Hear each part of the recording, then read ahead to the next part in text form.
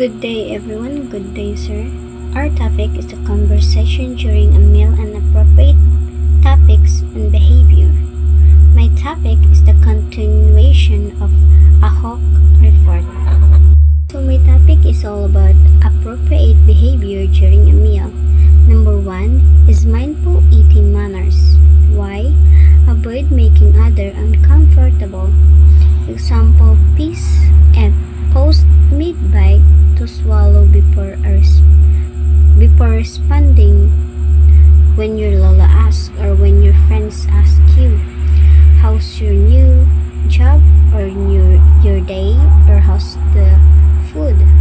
So diba when before ka mo tubag or before you ask kanang before ka mo swallow you post ka nang muundang sa ka to respond at someone, diba, who's asking you. So dapat when you respond them or when you ask, it should be appropriate or kanang you should have respect, kanang dili sila bastos when you ask them. So number 2 is respect dietary needs. Why?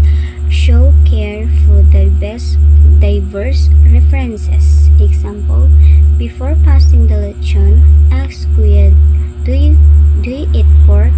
Can I get you the pinakbet first if not? So, for example, me as a Muslim, I do not eat pork. So, if someone wants to give me food, they ask me first if I eat pork. If it's not, they give me vegetable or the pinakbet instead.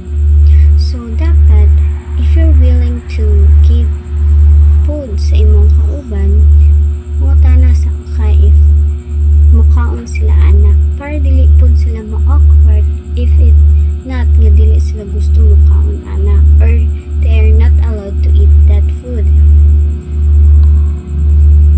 And the number 3 is minimize distraction.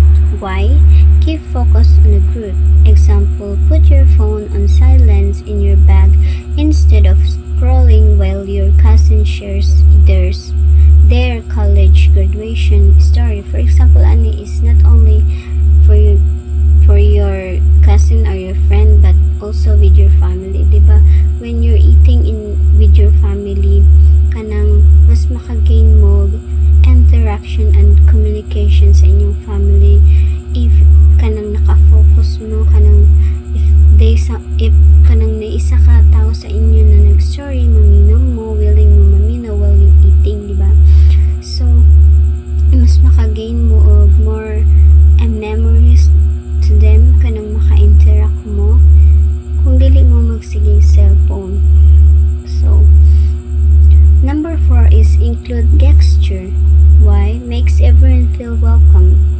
Example, offer to pass the rice or patties to someone sitting far from the serving dishes, saying needs help with that. So diba when you are kanang, for example, ikaw as a bisita or ikaw as namisita sa birthday, para mas ma-welcome ang imong mga bisita, syempre maulaw pa man na sila or maybe naa sila sa luyo, dili sila duol sa kanang mga pagkaon, ikaw ang magkusa sa ilag, mangutana ka nga gusto ba nimo ani, need help with that, kanang ingana bita para ma-feel welcome sila and dili sila ma-awkward. Syempre bisita nimo sila, so you should prioritize them or you should kanang give them attention, kanang dili kay bisita nimo sila baliwa doon nimo sila. So dapat mangutana ka for them na dili sila ma-awkward and feel nila nga they're welcome. So that's all. Thank you.